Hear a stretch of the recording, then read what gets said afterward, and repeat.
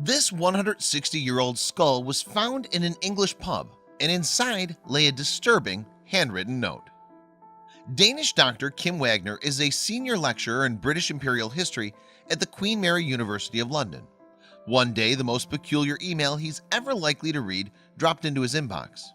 Talking to the PRI radio station in 2018, Wagner recalled, "I received an email from a family who had a skull and didn't know what really to do with it."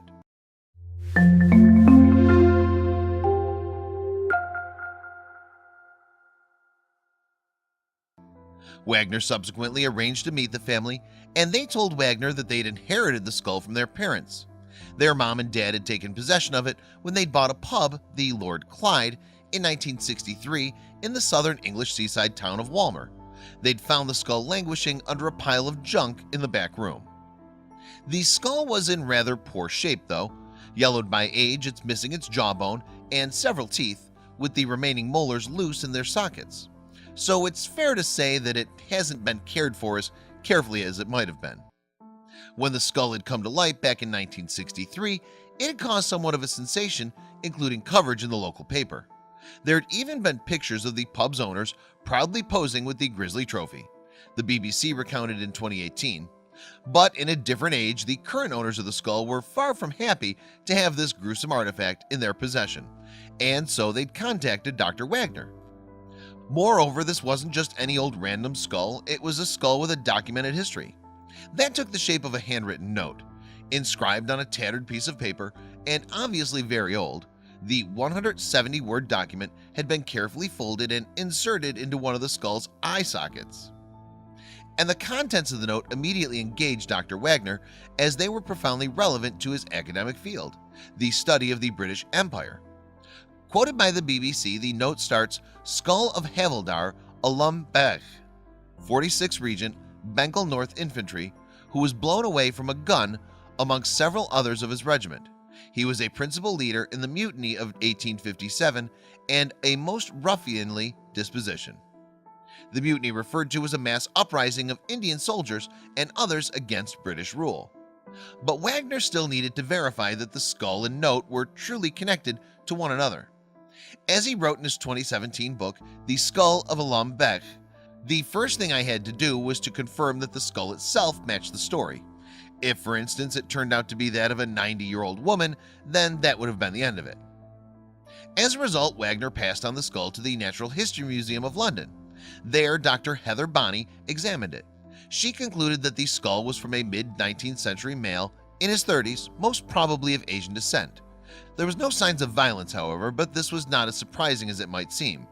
If you're tied to the mouth of a cannon that fires, while your torso will be blown to bits, your head will most likely be unharmed.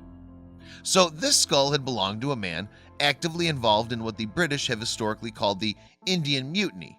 Indians, unsurprisingly, have a different name for the event. Some Indian historians, for instance, call it the First War of Independence. They see it as an early blow in India's battle for liberation from Britain, a freedom that eventually was achieved in 1947. Regardless of the name given to the 1857 conflict, Dr. Wagner told PRI that it was perhaps the largest anti-colonial uprising in history. The British actually ruled India through an agency called British East India Company, and it controlled the country with use of some 300,000 Indian troops known as sepoys. The uprising started in May of 1857 and had largely been suppressed, with great brutality, by June of 1858. The revolt was started by the sepoys, but it soon spread to other sections of Indian society. There were 50,000 British troops in India at the time, and full-scale battles were interspersed with brutal massacres. The Indians were finally defeated by British forces led by Sir Colin Campbell. He was later made Baron Clyde, after whom the pub where Alum Bech's skull ended up years later was named. Alum Bech was one of the rebel soldiers. The note found with his skull describes how he and others waylaid some British citizens fleeing to the safety of a fort. They subsequently shot dead a Dr. Graham and a Reverend Hunter, along with the latter's wife and daughters. The note goes on to describe Alum Bech as being 5 feet 7.5 inches tall and age 32 at the time of his death. It also records that a Captain Costello of the 7th Dragoon Guards was present at his execution, and Costello was the man who brought the skull from India to England. During his research, Dr. Wagner discovered letters written by Andrew Gordon, an American missionary in India. Gordon had known both the Hunter family and Dr. Graham, and he'd also witnessed the execution of Beck. This pinned down the location of the events to the city of Sialkot in the Punjab in modern-day Pakistan. Determined to find out more about Beck, Dr. Wagner then made the journey to Sialkot. The city had been the scene of a pitched battle between sepoys and British troops led by General John Nicholson. The sepoys were heading for Delhi, but Nicholson's force caught up with them at the Ravi River. Some 1,100 sepoys were killed. Beck was with them and must have been captured.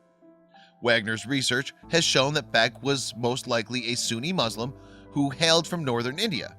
The nature of his execution, in fact, had an awful logic to it. Without the physical body, which would naturally be destroyed by the cannon blast, both Muslims and Hindus would be unable to carry out traditional funeral rites, making this an exceptionally appalling punishment for them. While Wagner was unable to find any documentary evidence about Beck, Captain Costello's life yielded more details. Costello was born in County Mayo, Ireland, into a landowning family. As was then the custom, he bought a commission in the 7th Dragoon Guards in 1851. He subsequently landed in India in 1858 after the uprising was all but over and was posted to Sialkot. Costello eventually left the army in August of 1858, returning to England with his grisly souvenir a few months later. How the skull ended up in the Lord Clyde pub remains a mystery, but the fact that it was Baron Clyde who finally snuffed out the rebellion seems to be an extraordinary coincidence. And it appears that Alum Beck might not be the only one whose remains were taken to England. In 1911, the Illustrated London News reported that the ghastly memento of the Indian Mutiny has, we are informed, just been placed in the museum of the Royal United Service Institution at Whitehall. It is a skull of a sepoy of the 49th Regiment of Bengal Infantry who was blown from the guns in 1858 with 18 others. The skull has been converted into a cigar box, as we see. As far as Dr. Wagner is concerned, he has a duty to Alum Beck's remains, and that is to return them to India. Although he's been unable to trace any of Beck's living relatives, he's quite clear that this is the right thing to do. I'd like for Alum Beck to finally be put to rest in a respectful manner after he's been kept in various boxes and attics for more than a century. Dr. Wagner told PRI. Check out these other videos from Let Me Know. If you haven't made the move to subscribe to our channel, all you need to do is click on that red subscribe button. Thank you for watching.